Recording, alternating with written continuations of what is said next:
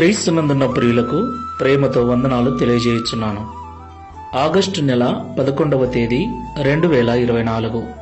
ఈరోజు దేవుడు మనకు చేస్తున్న వాగ్దానం ఏమిటనగా కీర్తనల గ్రంథము 72వ కీర్తన 12వ చరణం. దరిద్రులు మొరపెట్టగా అతడు వారిని విడిపించును, దీనులను నిరాధారులను అతడు విడిపించును.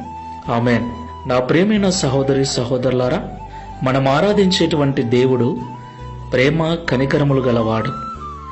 ఆయనను నమ్మిన బిడ్డలను ఆయన ఎన్నటికీ చేయి వదిలిపెట్టడు. ఈ లోకంలో ఎవరైతే దేవునికి నిత్యము ప్రార్థనలు చేస్తూ తమ యొక్క స్థితిగతులను బట్టి ఎవరైతే దేవునికి నిత్యము ప్రార్థన చేస్తూ ఉంటారో దేవుడు ఖచ్చితంగా వారి మొరను విని వారి పరిస్థితి నుంచి వారిని విడిపిస్తాడు. దేవుడు దీనుల ప్రార్థన, దరిద్రుల ప్రార్థన, నిరాధారుల ప్రార్థన మొదట వింటాడు. వారికి దేవుడు ఎప్పుడు తోడుగా ఉంటాడు. దేవునికి మహిమ కలుగును గాక.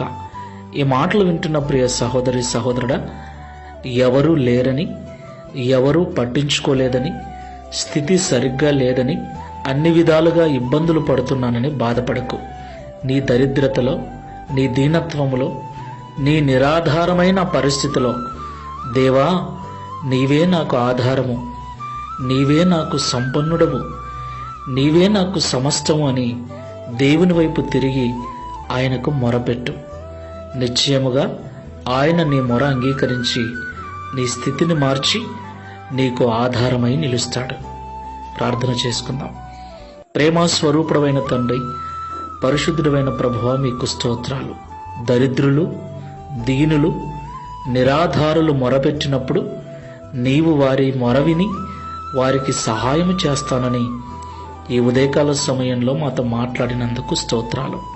ఈ ప్రార్థనలో ఏకీభవిస్తున్న వారిలో అలాంటి పరిస్థితిలో ఎవరైనా ఉన్నట్లయితే ఇక ఈ లోకంలో దేవుడే నాకు దిక్కు, ఆయనే నాకు సహాయకుడు, ఆయన తప్ప నా స్థితిని ఎవరూ మార్చలేరని నీ వైపు ఆశతో ఎదురు చూస్తున్నారో వారి యందు దయ ఉంచి కనికరించి వారి ప్రార్థన విజ్ఞాపనలు విని వారి యొక్క మొర ఆలకించి వారికి ఆధారమై ఈ దిన వాగ్దానమును మా అందరి జీవితంలో నెరవేర్చి మీ నామమును మహిమపరుచుకునమని యేసుక్రీస్తు వారి శ్రేష్టమైన నామములో ప్రార్థించి వేడుకుంటున్నాము తండ్రి. Amen. Praise the Lord. God bless you.